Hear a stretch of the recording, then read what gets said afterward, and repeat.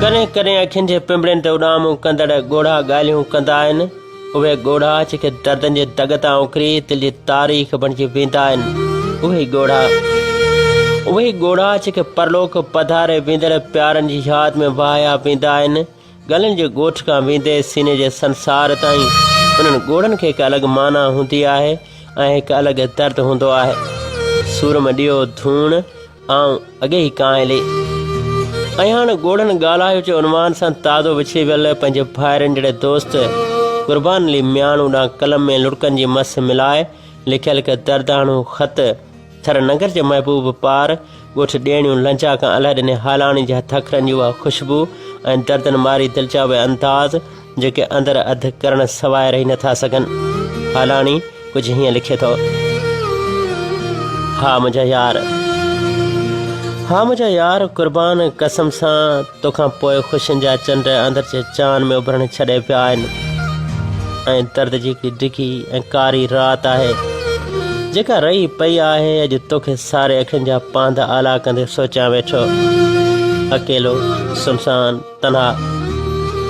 हा, ज़िंदगी में हेॾा हाञा बि थियनि था ऐं माण्हू पंहिंजे अंदर में ॿ भाङा बि थियनि था।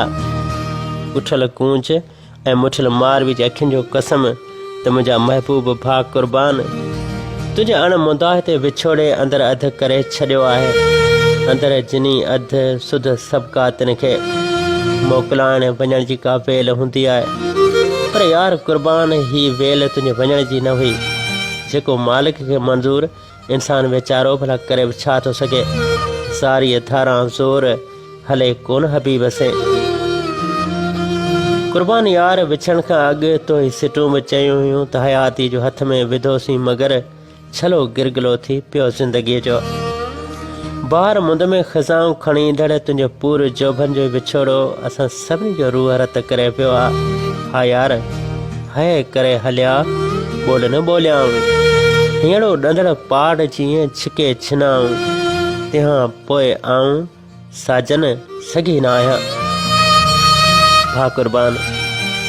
भाउ क़ुर्बान तुंहिंजी जीजल अमड़ जंहिंजो तूं अकेलो ऐं लाडलो पुटु आहे, जंहिं जीजल अमड़ तुंहिंजी वरी ॼमार लाइ हर हर धणींदड़ ॿाॾायो थिए ऐं तुंहिंजी सिहतियाबी लाइ दुआऊं घुरियूं थिए। रिश्ता ॿिया बि घणा पर अमड़ जीजल ज़ोर आहे। तुंहिंजी उन जीजल अमां जॾहिं तोखे पंहिंजे उन ओटले ते अब्दी निंड सुतल ॾिठो त उहा हौश विञाए वेठी हुई। जीअं का भगल ॿांह पटीअ में पीड़ा करे तीअं दिलि अंदरि दां सदा सुपेरियुनि जी। अला केॾा न अज़ियतनाक हुआ उहे पल, केॾा न अज़ियतनाक हुआ उहे पल जॾहिं तुंहिंजी जीजल खे आथत ॾींदे इहो चयो वियो हो त तूं छो थी रोईं, होश विञाई छो थी। हीउ ॾिस तुंहिंजे क़ुर्बान जो नंढो सुभान तो वटि वेठो आहे।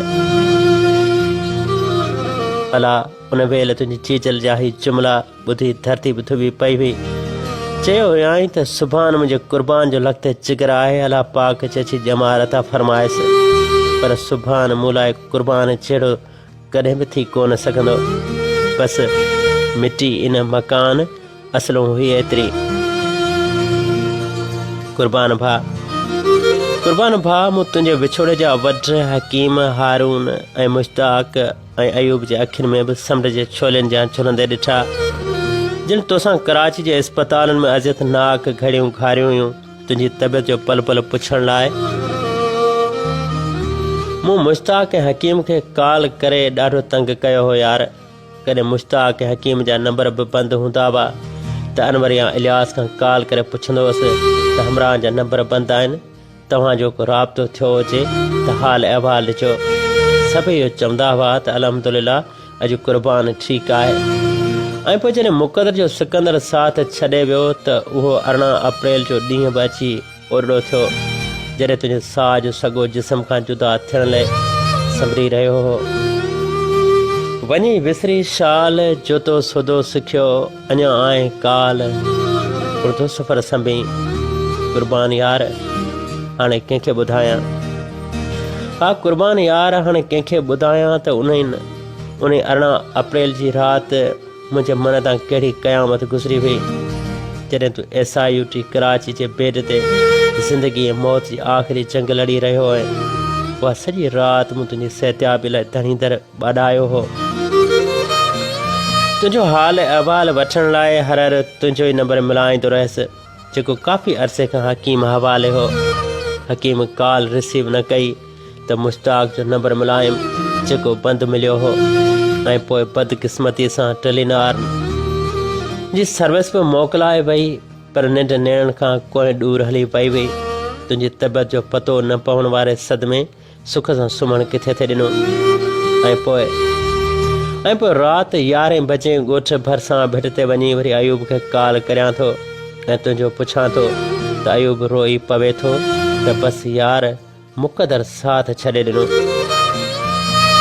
बकौल डॉक्टरनि जे त क़ुर्बान जो ब्लड प्रेशर हाई थियण सबबि दिमाग़ जी रग फाटी पई आहे, बचण जा के बि चांस नज़र नथा अचनि। ऐं पोइ निंड न आई, सारी राति ॻाए तुंहिंजूं ॻाल्हियूं।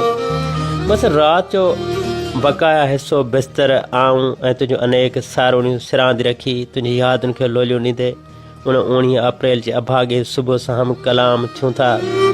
जीअं सुबुह जो तूं काफ़ी ॾींहंनि पुॼाणा अबाणे ॻोठ अची रहियो हुएं, पर ख़ामोश हुएं, कंहिंखे बि सॾ वराणी नथे ॾेई सघें। यार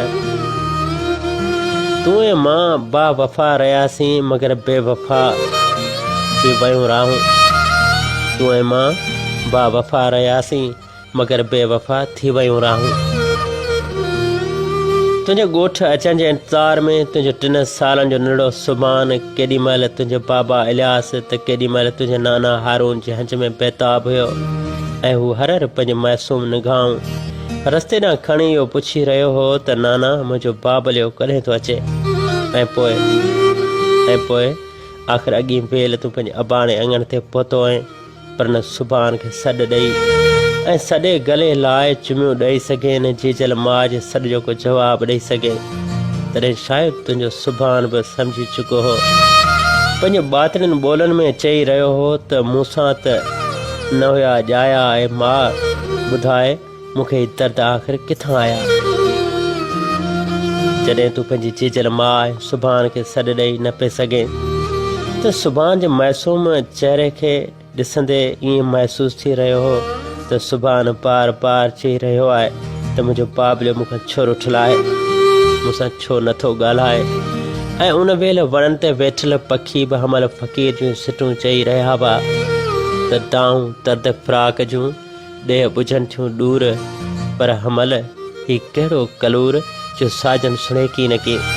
अॼु 19 अप्रैल 2023 जे शाम आउं तुंहिंजे आख़िरी दीदार जे इंतज़ार में तुंहिंजी औताक जे उन झूनड़े निम हेठि वेठो हुअसि, जे निम जी छां में कॾहिं पाण गॾु वेही ट्रैक ते ॾिना। अॼु उन निम हेठि लुड़कनि कतारूं आऊं ऐं दाऊं ऐं आऊं वसियो थियूं वसनि, अखियूं ओहिरा कयो। क़ुर्बान भाउ तुंहिंजे विछड़ी वञण खां पोइ हिन हालाणी जे हुजतुनि जो जनाज़ो ॼण त दफ़न थी चुको आहे। मूं लाइ हाणे तुंहिंजो ॻोठ ॿधणा लस अलाए छो ओपिरो थी पियो आहे। मुंहिंजा महबूब भाउ तोसां मुंहिंजो हद खां वधीक हुजतूं हुयूं। हा तूं मूंखे भाइरनि वांगुरु भायो हो, ऐं तुंहिंजा उहे अहसान भला कीअं थो भुलाए सघां। तुंहिंजो मासूम गुलनि सां प्यार ऐं पंहिंजापन वारो रिश्तो मुंहिंजे स्कूल जा शागिर्द अॼु बि सारीनि था। तूं मुंहिंजे नंढड़े हफ़ीज़ हालाणी खे जेको प्यार ऐं पंहिंजाप ॾेई पढ़ायो हो, उहो प्यार ऐं हफ़ीज़ जो बाबा बि शायदि हफ़ीज़ खे अर्पे सघियो हुजां। तुंहिंजे विछड़ी वञण खां 2-3 ॾींहं अॻु जॾहिं आउं तोसां मिठी में मिलण आयो हुअसि, उन वक़्तु तूं एतिरो त कमज़ोर थी चुको आहीं जो ॻाल्हाइण जी सघ बि सारे न सघे, पर तो मूंखां हफ़ीज़ ऐं चाचा आली जो पुछियो हो ऐं तो चयो हो त हालाणी हफ़ीज़ खे वठी छो कोन आहे। ही गमन जो तार दरिया लाथ पोइ ॾे न ॾे, का ख़बर कोन्हे हयाती साथ पोइ ॾे न ॾे। तोखे दिलदारी ॾींदे जल्द चयोमि यार क़ुर्बान भाउ तूं जल्द सिहतियाब थी ईद ते ॻोठ ईंदे ऐं आउं तुंहिंजे भाइटे हफ़ीज़ हालाणी खे वठी तोसां मिलण लाइ ज़रूरु ईंदसि। पर यार तोसां उन खां अॻु जॾहिं आउं SIUT कराची में मिलण आयो हुअसि, मूंखे तॾहिं बि तुंहिंजी तबियत में को ख़ासि मज़ो नथो महसूसु थियो। ऐं उन ॾींहुं ॼण त तूं अखियुनि सां इहो चई ॾिनो हो त असां सां कचहरियूं कयो दोस्तो, हलिया वेंदासीं ओचितो। बसि यार क़ुर्बान तोखे एतिरी त तकड़ हुई जो तूं असां सां ईद बि गॾु मल्हाए कोन सघे। तूं ईद खां 2-3 ॾींहं अॻु अलविदाई हथलो ॾे हलियो वे, उन पार हलियो वे जितां केर बि मोटी न आया आहियो। बसि क़ुर्बान यार, असांजी त पहुच सिर्फ़ु दुआउनि तां ई आहे। घणी दर दुआ आहे त अलाह ताला तोखे जन्नतुल फिरदौस में आला मक़ाम अता फरमाए ऐं तुंहिंजे पोरनि समेत मूंखे बि सब्र जी तौफ़ीक़ अता फरमाए। ऐं अॼु बि तुंहिंजे ओसीड़े इंतज़ार ऐं जुदाई जो मारियल उहे ई साॻियूं अल ॾिनो हालाणी ॻोठु ॾेणियूं लंजा। हलाणी खां यार हथ छॾाए वे हीअं, हेॾा दर्द कीअं सहंदो तुंहिंजो संग।